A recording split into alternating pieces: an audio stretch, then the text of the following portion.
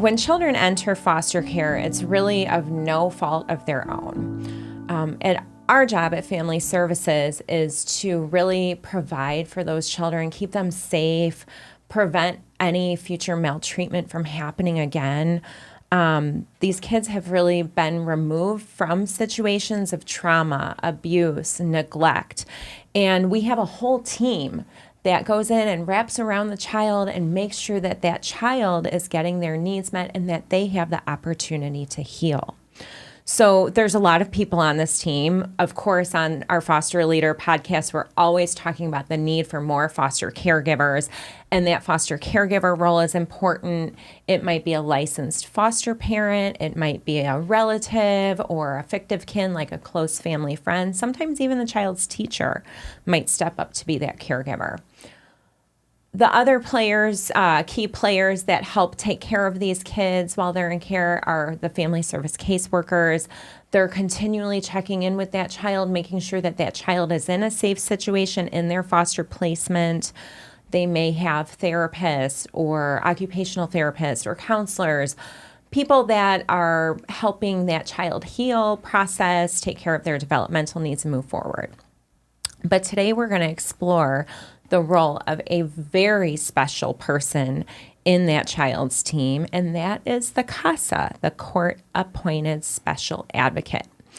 Today, I'm joined at our Foster Leader podcast by Vicki Wilson, who is the volunteer coordinator for the 8th Judicial Court CASA program, which is here in Las Vegas. Did I get that right, Vicki? That is correct. I'm one of the coordinators. Fantastic. And we also have a CASA volunteer and the executive director of Champions for CASA, Pam Kendall. Thank you for having me. I appreciate it. Thank you, ladies, for both being here today. And we're super excited to show our viewers what CASA is all about.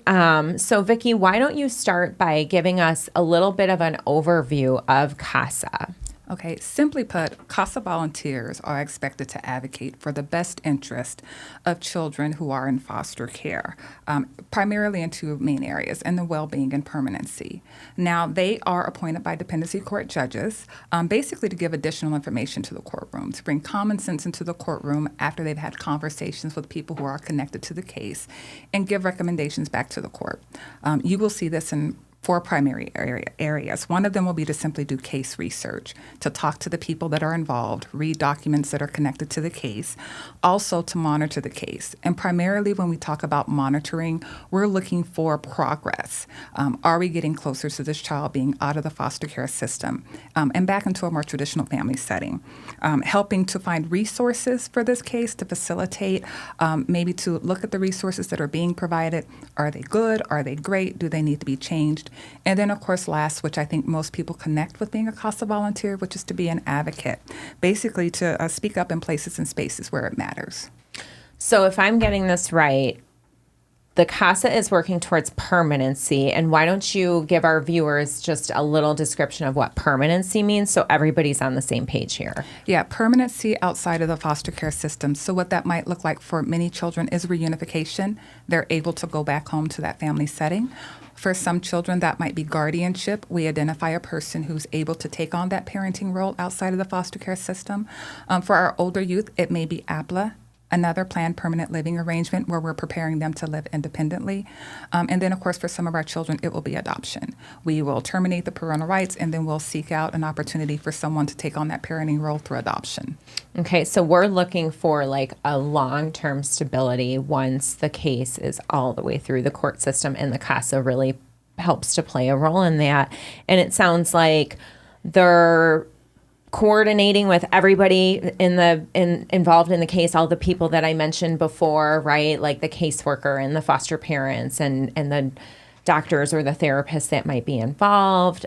They're making sure that that child has connection to resources and also monitoring progress, advocating in court. Is that about it? And absolutely. The CASA has that responsibility for the child or the sibling group that they are supporting to basically have that singular relationship with them and figure it out. Now, for some of our cases, a lot of things will be going well. They may be living in a foster home that meets their needs. The family may be doing what they need to do in order to meet the conditions for return and get their child back. So the CASA may be working with that birth family and basically showing up and making sure that what we believe we see, which is safety and permanency, is being provided. And then other times that CASA volunteer may have to step in and assist with services, helping to identify things that make sense, assisting with transportation, really being that voice for the court when we're looking at everything that's happening in that child's life to say, this is what I feel is in their best interest versus these are some things that we need to work on. Perfect. And so when the CASA is a volunteer position, right? Absolutely. This is like such a big role to play. It sounds like there's a lot of responsibility of the CASA. So when you decide I want to volunteer as a CASA, what does the commitment involve? What does that look like? How much time? How much, emotional attachment am I putting in? What am I getting myself into when I say I want to become a CASA? So we're definitely looking for a 2-year commitment at a minimum. For some cases, it will take that long to figure out permanency.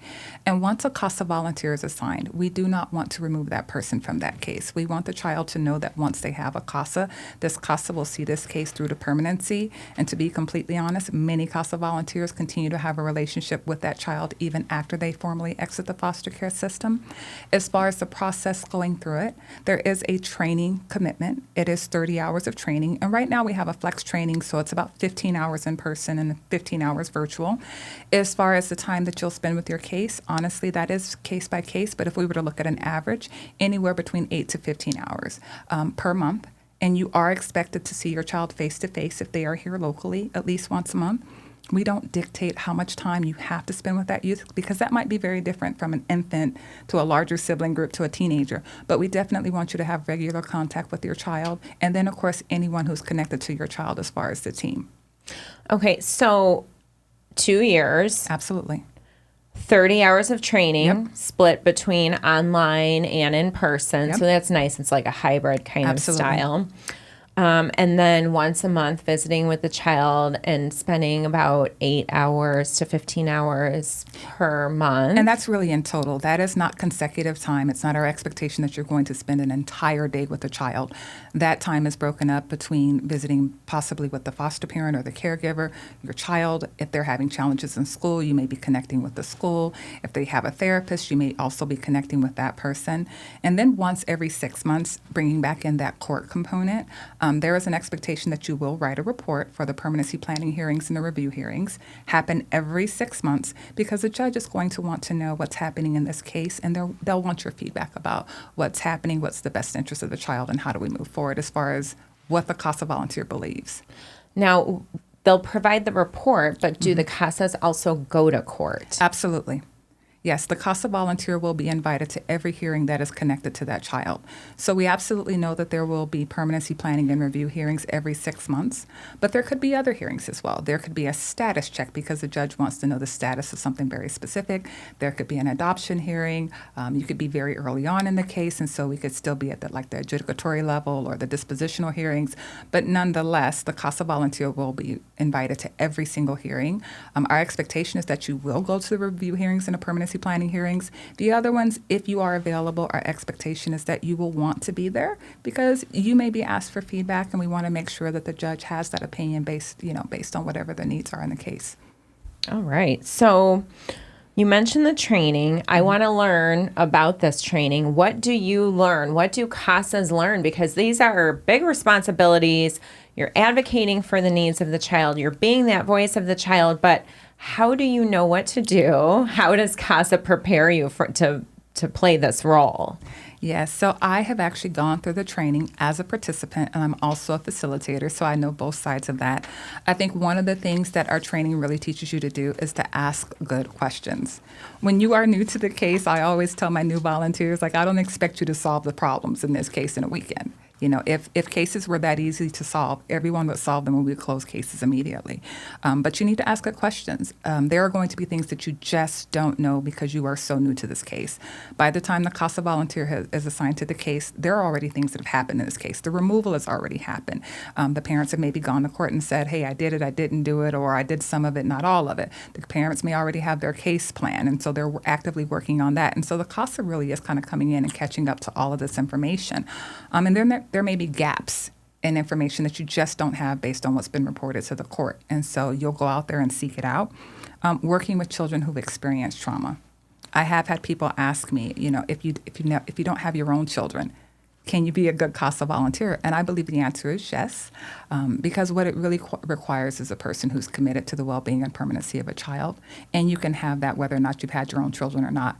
That said, working with children who've experienced trauma to the level that some of our children have experienced can be very different, even if you have your own children. Our children just have such unique circumstances. And even if the children have very similar circumstances as to why the case opened, some of them, their reaction to it and what their needs are can be very different. So child welfare law and practices, we don't expect CASA volunteers to be legal experts or even child welfare experts. It's about them looking at this case and bringing common sense into the courtroom. Also going to the school and just really seeing what's happening in that school, if they're doing well. So there is an element that is just you, but then it's nice to know what the law says, because sometimes when you look at recommendations, you're like, wait a minute, what is this recommendation based on? And it's like, oh, that's ASPA, Adoption Saves Family Acts, or oh, that's ICWA, and that's how that's going to impact the decisions that are being made. So it's nice for the CASA to understand some of the laws that dictate what some of the other team members may have to do. So that's really important, to be concise in your delivery. Sometimes there's a lot going on. And people want to be like, oh my gosh, I have 105 questions about all of these things. And it's like, okay, if you send out an email with that many questions, no one will have all of those answers. So how do we figure out what do you need to know now? And what is the most important thing? And so a lot of times it's about figuring out, making it concise, whether it be through your emails or in your court reports, but also managing your expectations.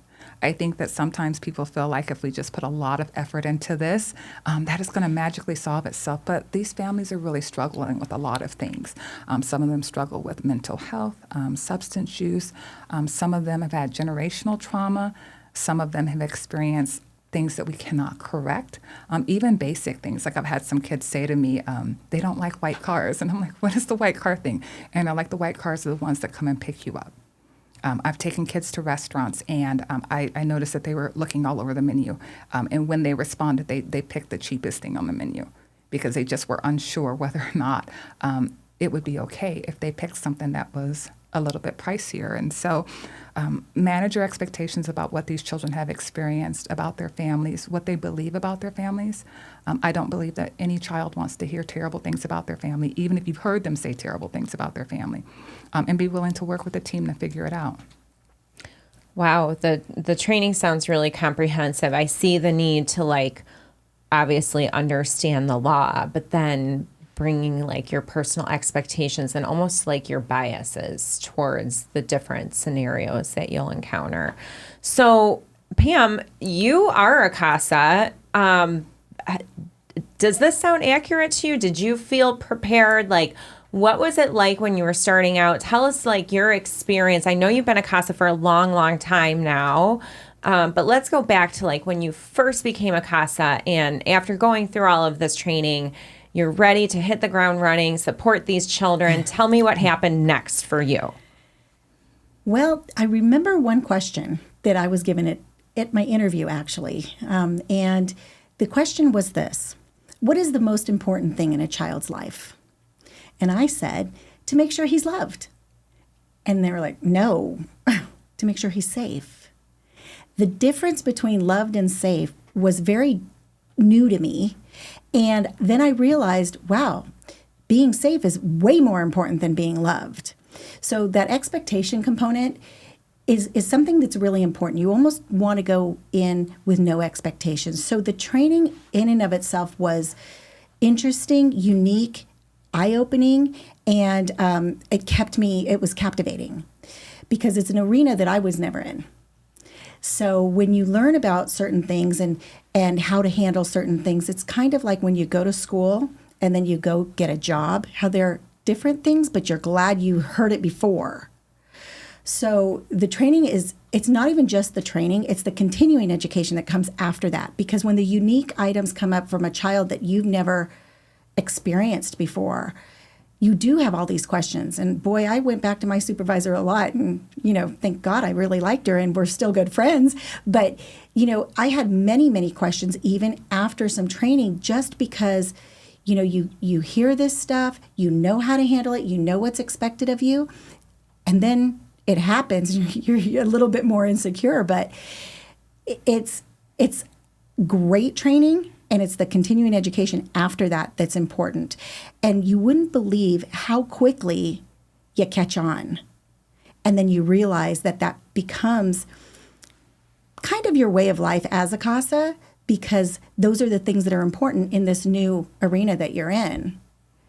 So it sounds like you get a lot of support, that, not only go through the training, but you have somebody from CASA that you can go and kind of debrief with or ask questions, or, hey, have you had a child display similar behavior, or a family go through this before? Tell me about your experience as a CASA. Like, how many kids have you helped throughout the years? How many years total? Any specific, stories? Of course, we want to preserve confidentiality, so no names or, very specific details. But tell us some of your highlights and your background with CASA. So I started, I believe, in 2008, I think. You would know. It was a minute ago. Okay, yes, it was a long time ago. And my very first case was a sibling group of 3. And basically, I just went and knocked on the door and met them, and they were in a home with 3 others. As I got to know them each, and I took them out each individually, and got to know them each and kind of listen to them more and learn about who they were as children, right? Who they were, what were their likes, what were their hobbies, knowing that they had been in an environment that was nothing that I'd ever been through, nor my own biological kids or any kids that I had met before. So I was learning just as much from them. I also made it very clear to them that I was there because I wanted to be there. I wanted to be there for them.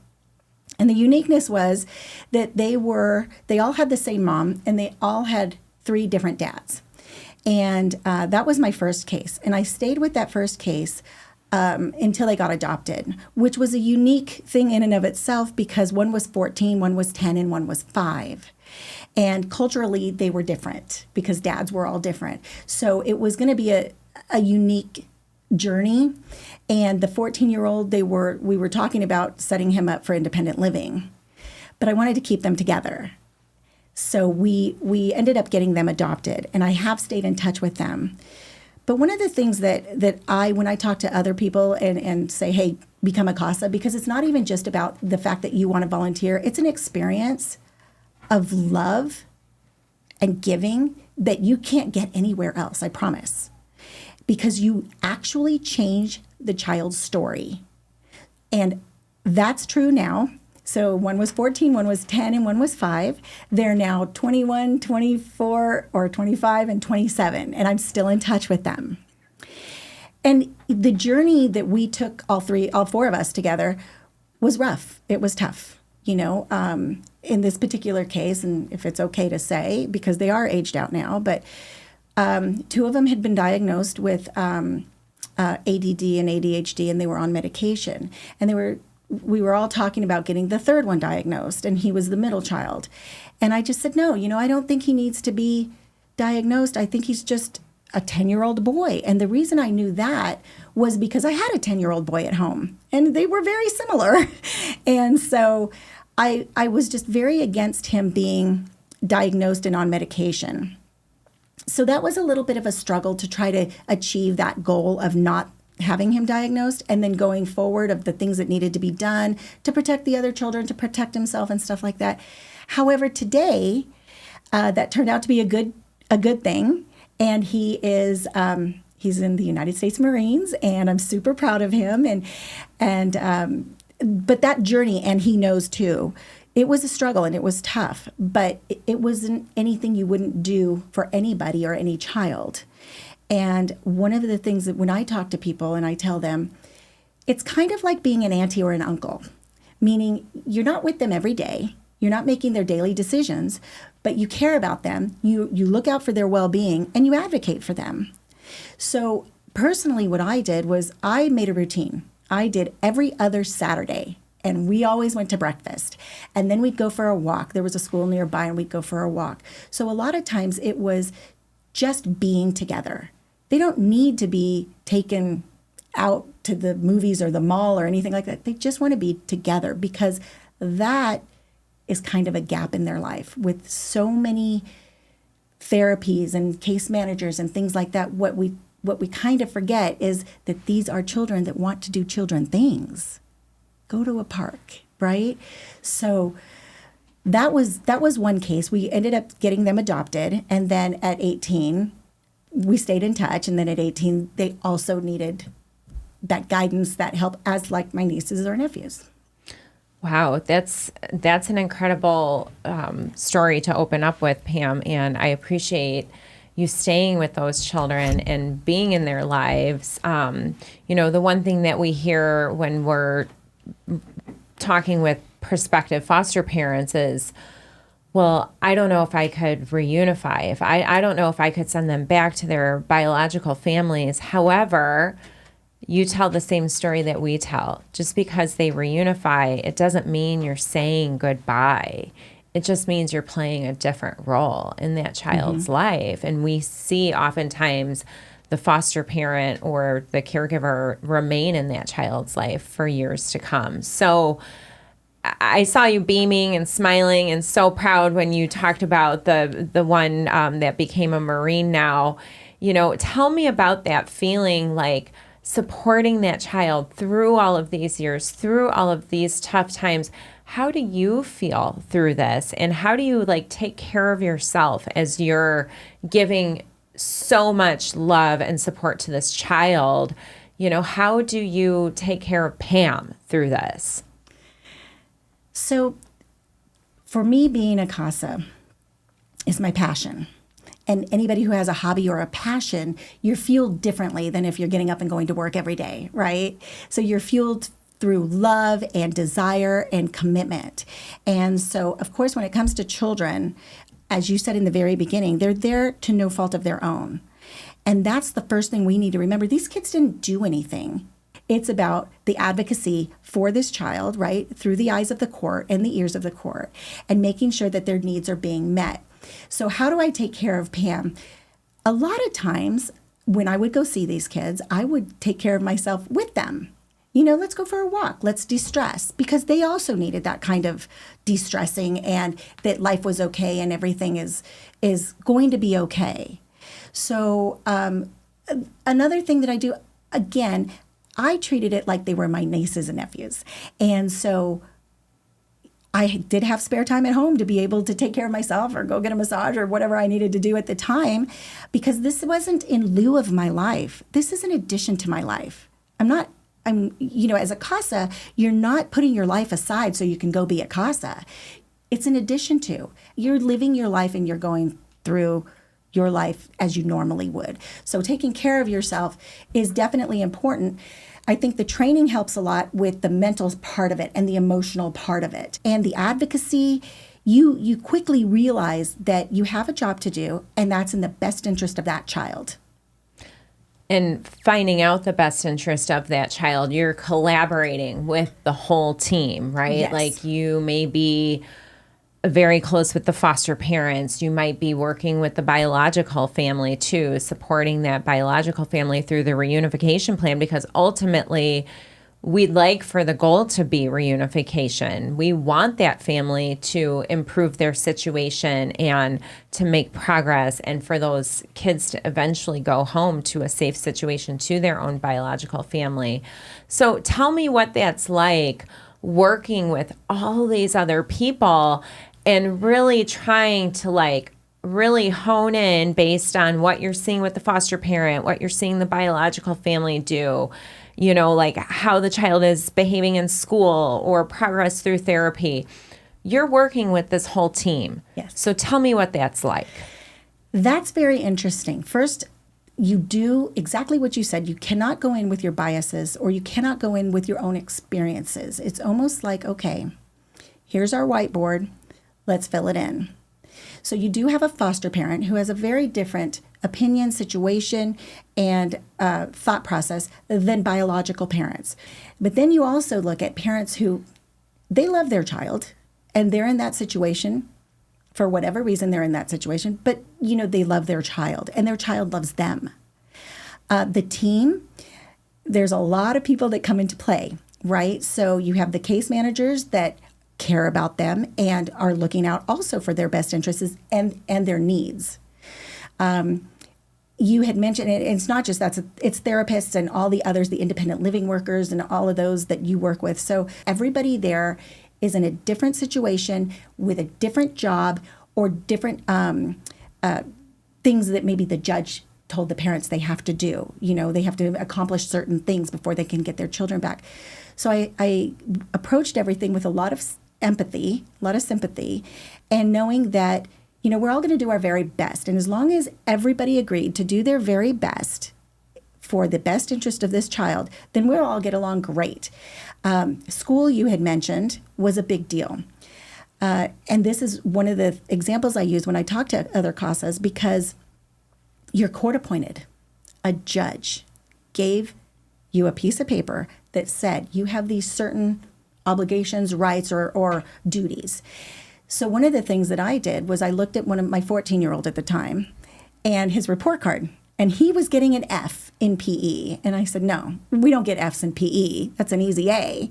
He said, well, I don't dress out. And I said, well, why don't you dress out? You have to change for PE. He said, because I don't have the clothes. Then I realized, well, who buys the clothes for the child? Their parents. So I marched over to school the next day and said, hey, I need clothes. And so the counselor was able to give us clothes, a yearbook, homecoming tickets, and school pictures. And those were things that I was like, wow, you know what? That's what parents buy. So as a CASA, I needed to make sure that those needs were being met as well. And then you also talked about maybe, or I think Vicki did, taking kids to therapy appointments and things like that.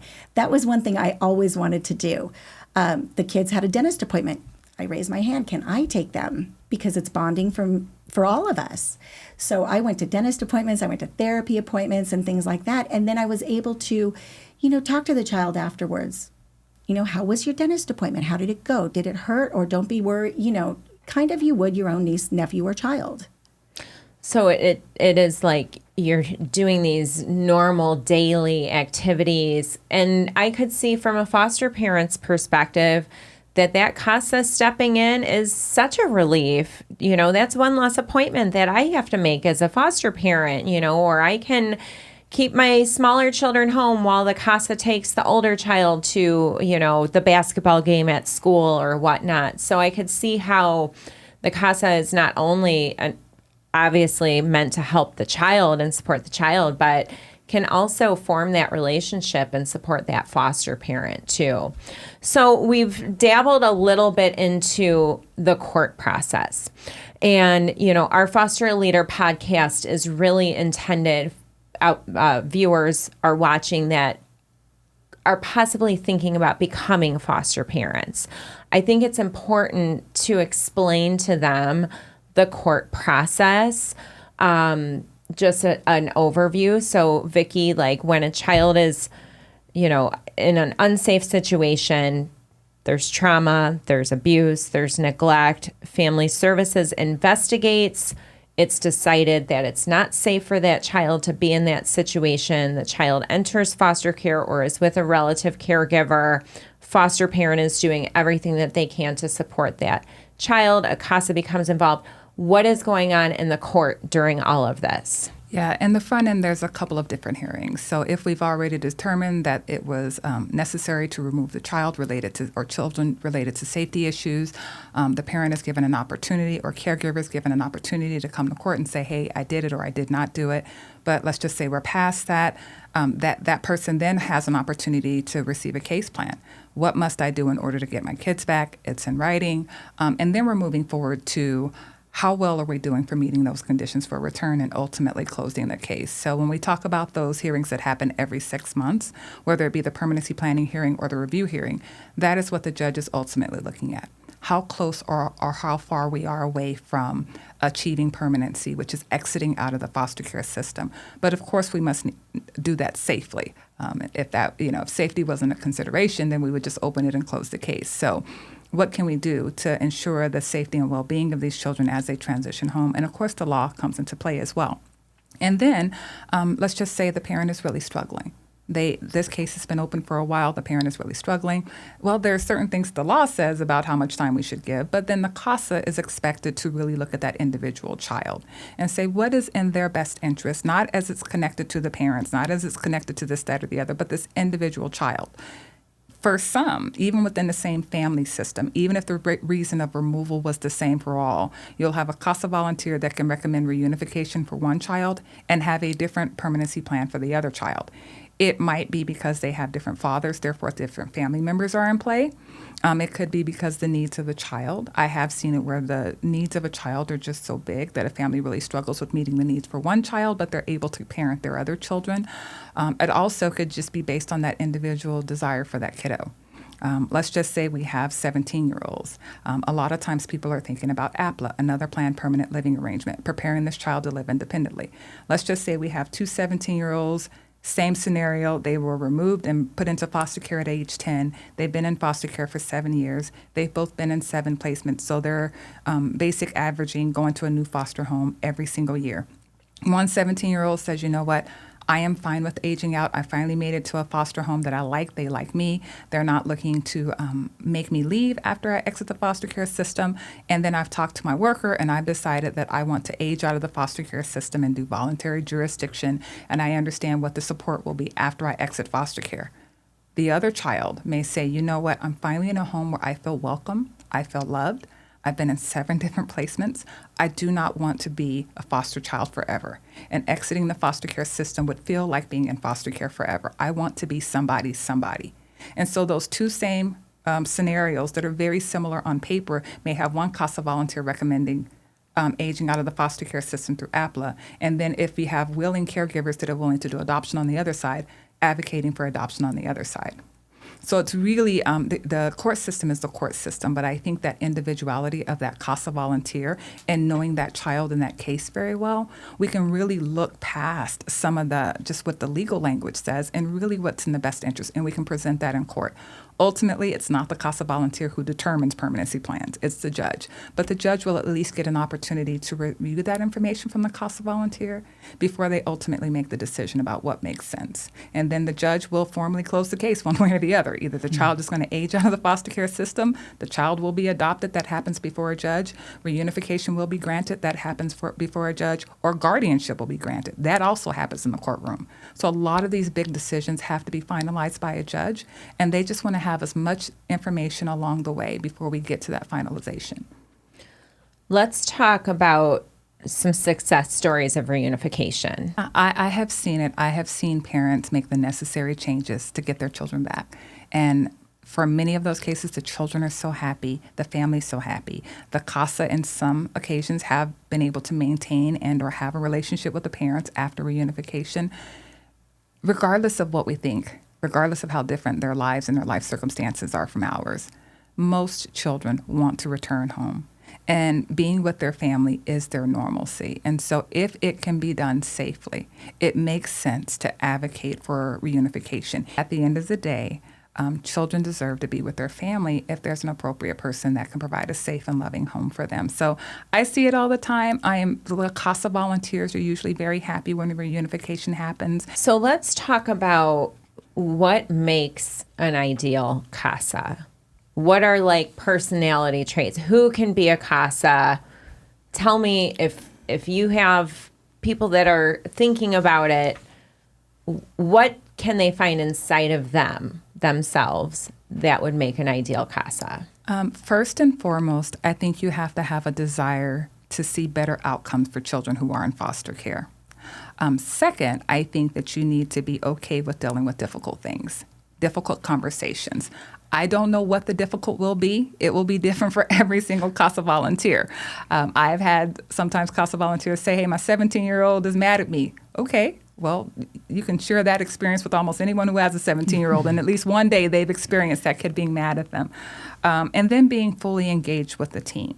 You need to, at least at some level, be willing to reach out to that caregiver, reach out to that CAP attorney, the child's attorney, to have discussions with the parent attorney, communicate with the primary case manager who has responsibilities for the child and to the birth family, as long as we haven't terminated parental rights. Be willing to reach out to that school, because it's one thing to have a relationship with a child, and hands down, that is the most important relationship you can have as a CASA volunteer. But that child is not making all of the decisions in their life. So we need to make sure that you are connected to every person that's connected to that child. Majority of our CASA volunteers have jobs, so this isn't like, oh my gosh, only for the retired or only for people that have tons of time. As we mentioned earlier, it is not the primary caregiver. You don't have responsibilities every single day, but you do need to be willing to check in. So you just need to have that investment and, of course, that 2 years in front of you. Now, there's the practical things. You need to be at least 21 years old. You have to go to training. You're going to get a background check. Not necessarily everyone in your home, but you as an individual, you do need to be cleared. If you're going to transport children, we will need a copy of your insurance. We'll want to understand your levels of coverage. But other than that, just be committed to your kids. Sometimes it's hard. Sometimes it is real hard. It's hard on every person involved. Sometimes when we don't get the decisions that we want, sometimes I hear people say disparaging things, go in all directions. The reality is that most people that I know that work in child welfare care about the kids.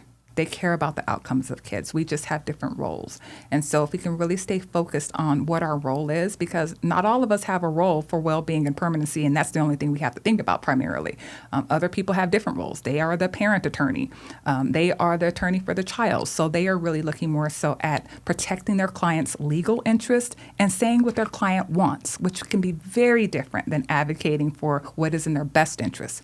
CASA volunteers should always know what their child wants, but you might be in court advocating against that want because it's unsafe for them to have that.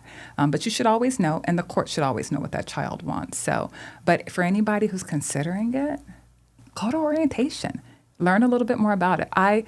Hands down, the best part of my job is being with volunteers who care about children, and we're all moving a mountain together to try to have better outcomes. We have over 3,000 kids in protective custody.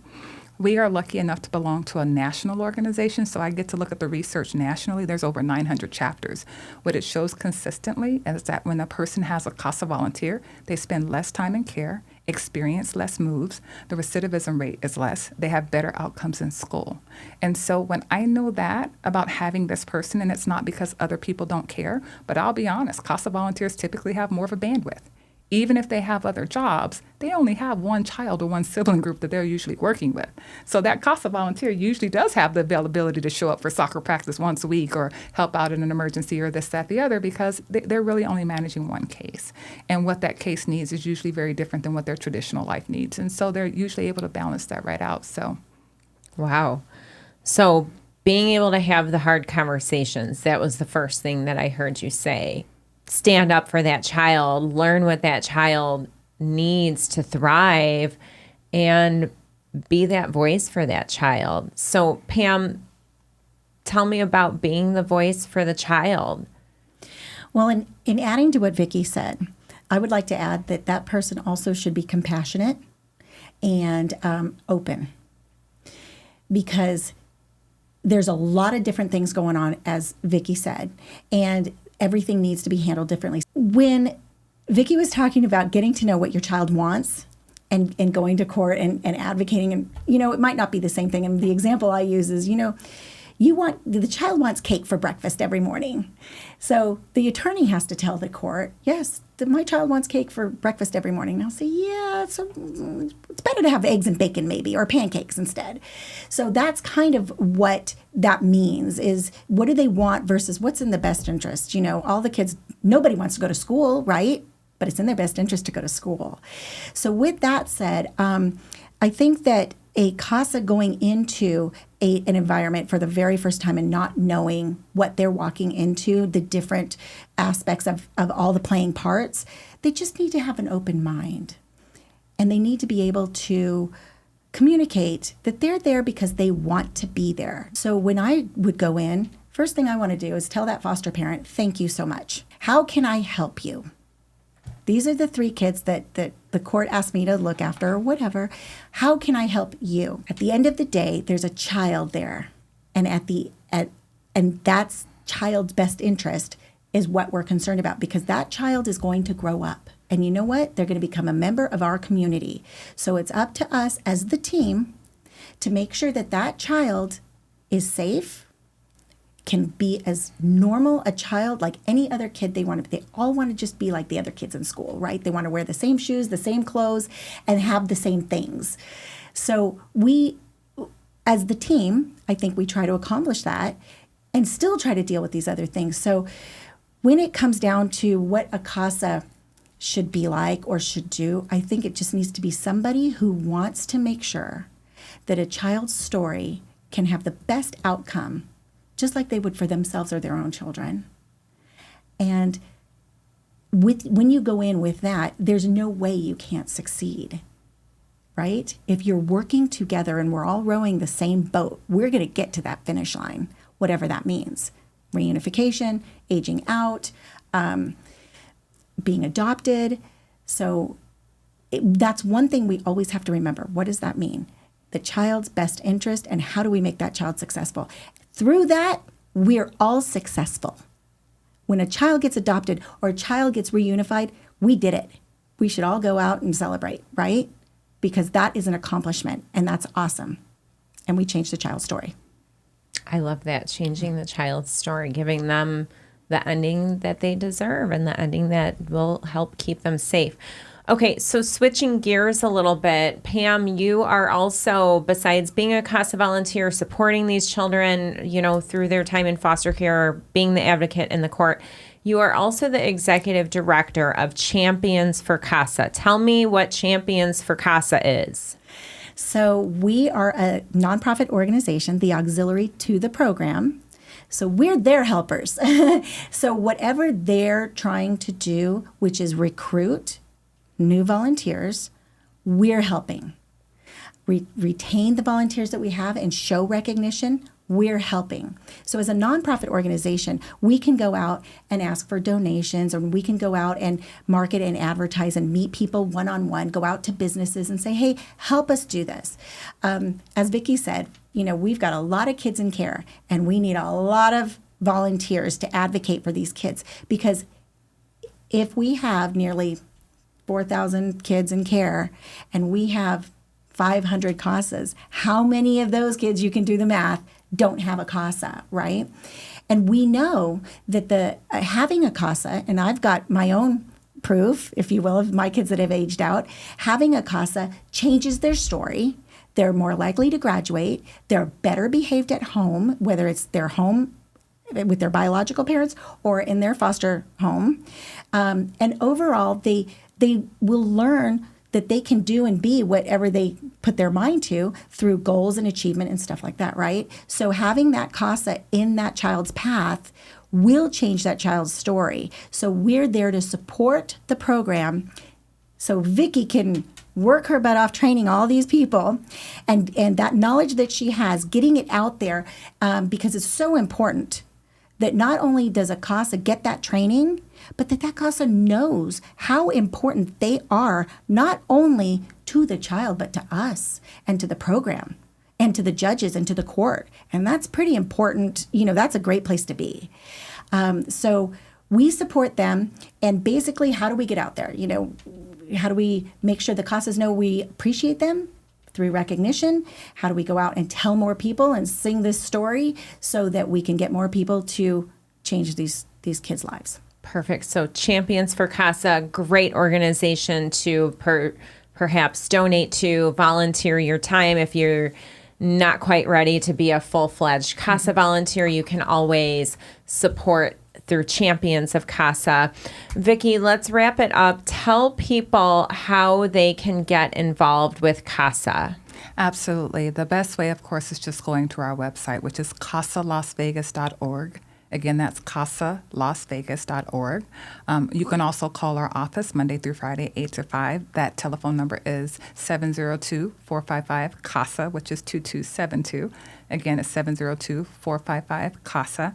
We also have an Instagram page, and that is www.instagram.casa/casa.Las And then we also have Facebook as well, facebook.com/CASA Las Vegas. That said, if you go to our website, you can link to either any of our social media contacts. Perfect. I really appreciate both of you ladies being here today with us, sharing a wealth of information about what it takes to become a CASA, the kind of commitment, time, emotion, developing that relationship with the child. I think you've both done a really good job painting the picture for our viewers to understand what goes into becoming a CASA.